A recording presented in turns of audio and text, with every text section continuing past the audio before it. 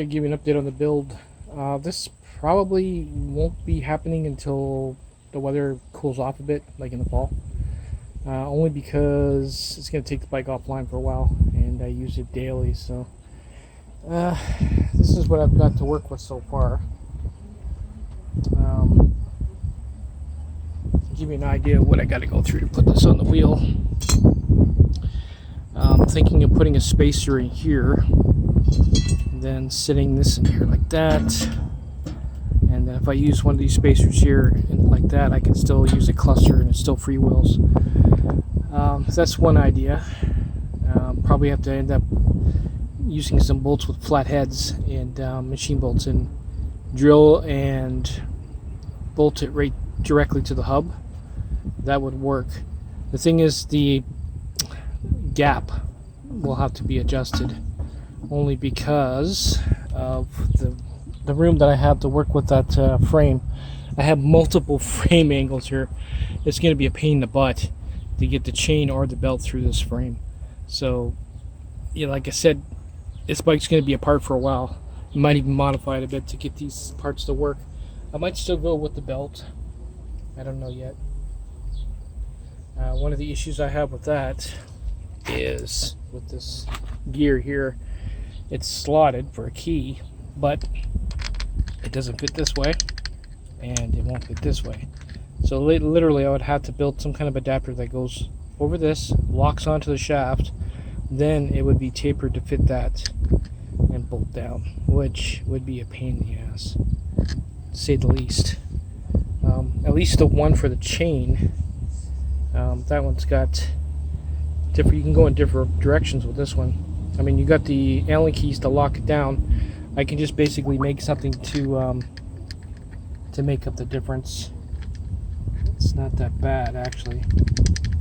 And then I can either drill through the remove the key and drill through it and tap a small hole in the shaft to so it countersinks to lock it down, or I could just take those right out, put a my welder rod right through there and weld it directly to the shaft or the axle. I won't be able to remove it, but it's not going to fall off, you know what I mean? We'll figure that out. That's some of the stuff I have to work on, and that's going to take a long time, probably over the winter, with my luck. I eyeballed it with the chain and that gear there, and like I said, it's gonna be a pain to get it to fit properly, but it will. At least I don't have to change any of this. These two controllers can stay. I'll just basically use this controller on that motor there. But it's not going to be fun. What else am I going to do? Oh, just doing updates on what I'm going to do. Someone was wondering the cheapest and quickest way to modify a controller to get more speed and amps out of it, which I'm actually going to do to mine. I'll do that in a separate video. It's pretty straightforward. We're going to slip this container off, leave it hanging on the bike, and just put a little bit of solder on the shunt. I'll show you how to do that, and that will boost the speed a little bit. But this will give me more time by the time fall rolls around.